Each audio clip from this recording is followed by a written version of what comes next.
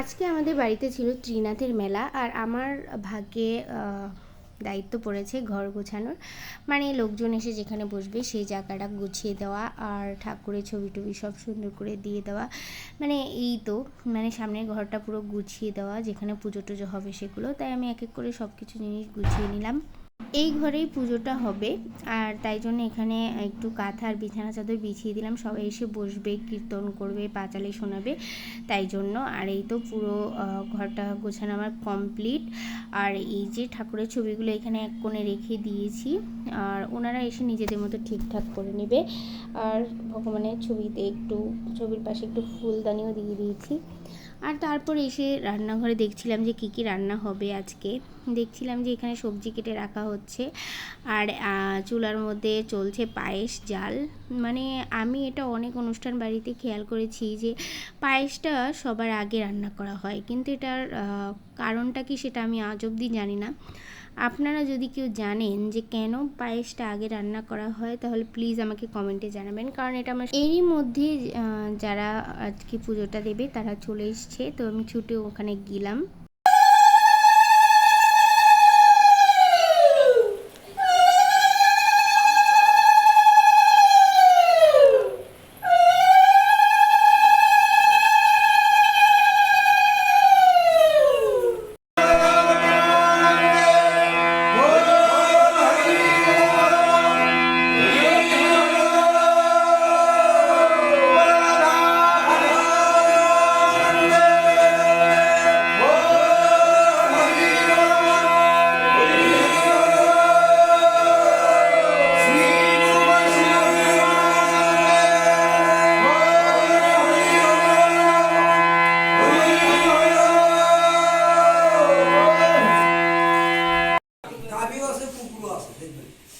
এই ওই গাভীর দ্বারাই ওই গুপি ঘুষের সংসারটা চলত।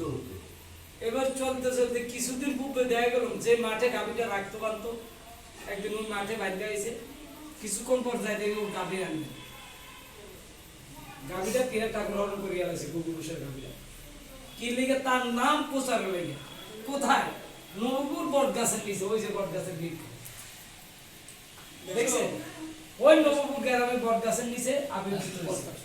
তখন কইছে গুপি ঘোষ, তোমার গাভী তো কোথায় পাইলে না। পুজো চলছিল, তারই মাঝে পাঁচালি পাঠও চলছিল, সবাইকে পাঁচালি শোনানো হচ্ছিল। এর ফাঁকে আমি একটু চলে এলাম রান্নাঘরে, যে এখন কি চলছে রান্নাবান্নায়। তো এখন দেখলাম যে এখানে খিচুড়িটা বসিয়ে দেওয়া হয়েছে, পায়েসটা অলরেডি রান্না হয়ে গেছে বোধ হয়। আমি আসলে পুজোর ওখানে ছিলাম তো, তাই দেখতে পারিনি। আর তারপর এখানে এসে দেখলাম যে পাঁচালি এখনও শোনানো হচ্ছে, সবাই মন দিয়ে বসে এখানে পাঁচালি শুনছে।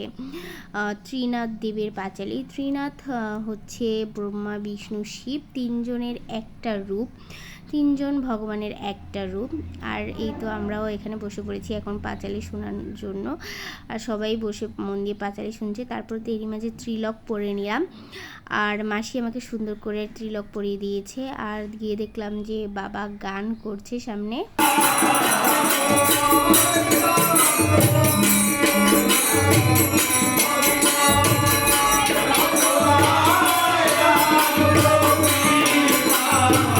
এরপর আমি যখন বসেছিলাম, মাসি হঠাৎ করে এসে বলছে, তুই কি সব খাবারের ভিডিও নিয়েছিস? আমি বলছিলাম যে না মাসি, আমি তো নিইনি। মাসি বললো চল চল তাড়াতাড়ি চল, ভিডিও নিয়ে নিবি। তো মাসি আমাকে তাড়াহুড়ো করে সব খাবার দাবার দেখাচ্ছিলো যে কী কী রান্না হয়েছে। মানে এখানে পায়েস, তারপরে খিচুড়ি। পায়েস দেখেছেন কতটা বানানো হয়েছে, নিচেও কিন্তু পাতিলের মধ্যে পায়েস ছিল, আর এক পাশে ছিল তাল। ওটা অবশ্য এমনিতেই বানানো হয়েছে ঘরের জন্য। আর এখানে ছিল চিপস, যেগুলো খিচুড়ির সাথে দেওয়া হবে, সবজি খিচুড়ি যেহেতু, তাই এর সাথে খিচুড়ি দেওয়া হবে। আর ছিল পটল ভাজা, আর এখানে ছিল হচ্ছে আলু ভাজা। আলু ভাজাটা মুচমুচে করে রাখার জন্য এখানে দেওয়া হয়েছে। তো মাসি আমাকে খুবই তাড়াতাড়ি করে সবগুলো দেখিয়ে দিচ্ছিল, আর মাসি বলছিল যে তুই কেন এগুলো উঠাসনি, এগুলোই তো মেন, এগুলো তো উঠাতেই হবে। আর এরপর ঘট নাড়ানো হচ্ছিল, মানে পুজো শেষ। আমি গিয়েছিলাম প্রণাম করতে, প্রণামের ফাঁকে একটু ভিডিও নিয়ে নিয়েছি। আর তারপর যারা এসেছিলো তাদের সবাইকে নিমন্ত্রিত যারা ছিল তাদের সবাইকে খাবার দিয়ে দেওয়া হয়েছে এখানে। আর এই যে সবাই মিলে খেতেও বসে পড়েছে। আর এরপর আমরা বসে পড়েছিলাম খাবার খেতে। এই যে আমাদের পরিবারের সবাই, আমরা সবাই একসাথে মিলে খেতে বসে পড়েছি খিচুড়ি প্রসাদ।